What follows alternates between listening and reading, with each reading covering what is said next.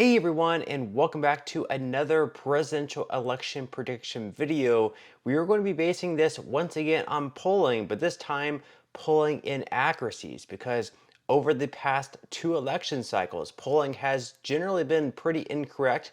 Back in 2016, as you can see up on the screen, Trump outperformed the polls by 2.8 points on average, and then he actually outperformed in the last election cycle versus Biden by 2 points on average, but in certain states he actually outperformed by 6 points, such as the state in Wisconsin. So for this video, we are going to be adjusting the polling averages by 2.5 points in Trump's favor and just seeing how this all plays out. This is going to be great news if you are a supporter for Trump.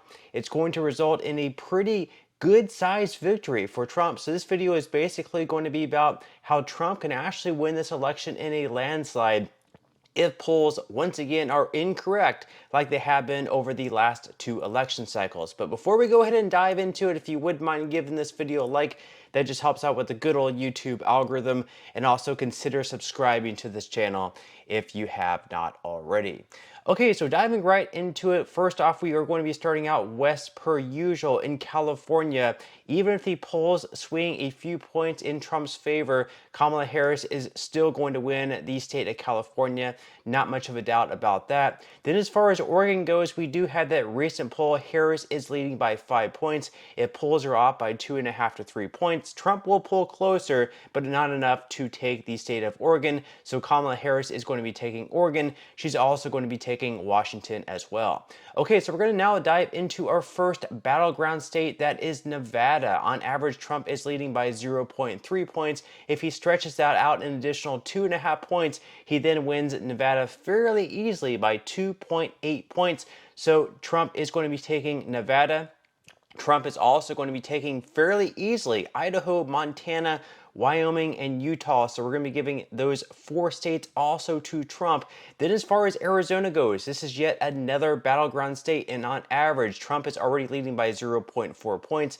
If polls are underestimating him by 2.5 points, Trump then stretches his lead out to nearly 3, which is going to match that Hill/Emerson poll. So Trump is going to be taking the state of Arizona. Then as far as New Mexico goes, right now Harris is leading by 10 points. Even if that poll is off by, let's say, 3, 4, or even 5 points, Harris still has enough room there to take the state of New Mexico. So New Mexico as well as Colorado are going to be going to Kamala Harris. Then as far as Texas goes, right now Trump already has a fairly comfy lead, 13 points in one poll, 7 in another poll. He should win Texas fairly easily by at least double digits. Texas is going to be going to Trump. Also, Trump will be taking Oklahoma, Kansas, South Dakota, and North Dakota. Kamala Harris, though, we will give her the city of Omaha, which is the second congressional district in the state of Nebraska.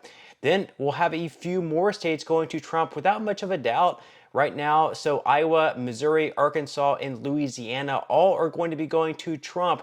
Then as far as Minnesota goes, Minnesota actually is a lot closer than what you might think. Right now on average, Harris is leading the state of Minnesota by 5.5 points, but Trump could very easily swing that if he takes 2.5, 3, maybe even 4 points there. It's now trimmed down to just a 1.5 point lead for Harris. But with that said, that's going to be enough for Harris to take the state of Minnesota. So we are going to be giving Kamala Harris the state of Minnesota. However, Trump, of course, is going to be taking Mississippi, Alabama, Tennessee, Kentucky, Indiana, Ohio, and West Virginia. Those states are very much in favor of Trump. Not much of a way that Kamala Harris can swing those in her favor. Then as far as Florida goes, right now on average, Trump is leading the state of Florida by 6.3 points. Polls could be off once again by right around 2.5 points. If that's the case, he could push this lead close to double digits in the state of Florida. Florida is going to be going red to Trump once again. And then, of course, we're also going to be giving the state of South Carolina to Trump as well. Then as far as Illinois goes, right now in the last two election cycles, Biden took 57.5% and he won by 16.9 points. Back in 2016, Hillary Clinton won by 16 points. So even if polls are drastically off, I don't see things changing all that soon in the state of Illinois. So with that said, we are going to be giving Illinois to Kamala Harris. Then as far as Virginia goes, this is very, very interesting because right now on average, Harris is leading the state of Virginia by 4 points. But we saw in the last election cycle where the pollsters were also off by right around 6 points in the state of Wisconsin. It's going to be very, very close, but we are, just for this video, going to be giving Trump an additional 2.5 points. So with that said, it is going to trim the lead down to 1.5 points, but not enough for Trump to take the state of Virginia. We are going to be giving Virginia to Kamala Harris. So that's going to be 13 additional electoral college votes for her there. Then as far as Maine goes, in the 2nd congressional district, this is going to be the district that Trump has the best chance of winning. However, according to the only poll, Harris is leading by 5 points. Trump, of course, can cut into that by 2.5, 3, maybe 4. But with that said, we are going to be giving the entire state of Maine to Kamala Harris. Then as far as New Hampshire goes, this is another state that Trump can definitely cut the lead into.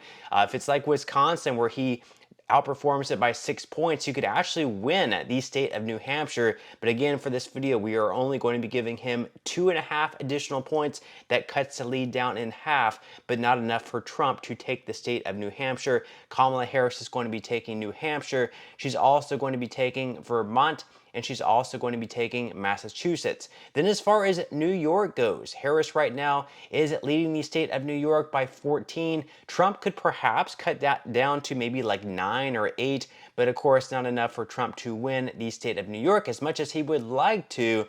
Then as far as Connecticut goes, in the last election cycle, Biden won Connecticut by 20 points. Clinton won by 12.2.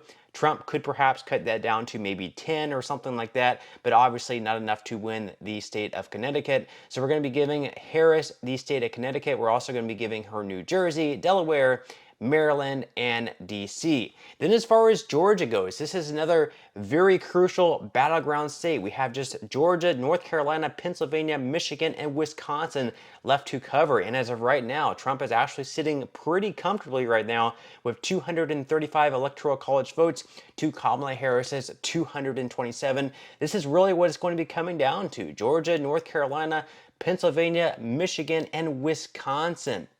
So we're going to be starting out in Georgia. Right now, on average, we do have a tie. However, we are going to be giving Trump an additional 2.5 points, so Georgia is going to be going to Donald Trump. Then as far as North Carolina goes, right now on average, Trump is already leading by 0.3 points, so if we give him an additional 2 to 3 points, Trump is going to be taking North Carolina fairly comfortably. So another 16 electoral college votes going to Trump. At this point in time, Trump just needs 3 more electoral college votes, which means that he just needs to win Wisconsin, Michigan, or Pennsylvania. So we're going to move on to Pennsylvania. Right now, on average, Harris is leading by 0.8 points. But if we give Trump an additional 2 to 2.5 points, that's going to be enough for Trump to take the state of Pennsylvania. That's going to give him enough to win this election. But without further ado, we are going to move on to Michigan just to see how much further Trump can extend his lead versus Kamala Harris. On average, Harris is leading the state of Michigan by 1.7 points. But if we factor in that polls have been off by right around 2 to 2.5 points, if we give Trump even just 2 points, that's going to be enough to give Trump a narrow victory in the state of Michigan. And then finally, we move on to Wisconsin, the final state here. On average, Harris is leading by 1.9 points. For this video, we're once again going to be giving Trump 2.5 points, but even if we just give him 2 points, even 2 points would be enough to overcome Harris on average and give Trump the state of Wisconsin, which gives him every single battleground state except, of course, Virginia, if we consider Virginia a battleground state. And that is going to be enough to give Trump a big victory over Kamala Harris in 2024. We see the final results up there on the screen. Trump 311 to Harris 227. And with that said, leave your thoughts and comments below. What do you think about this result? Do you agree with it? Do you disagree with it? Let me know why, and I will see you guys in the next video.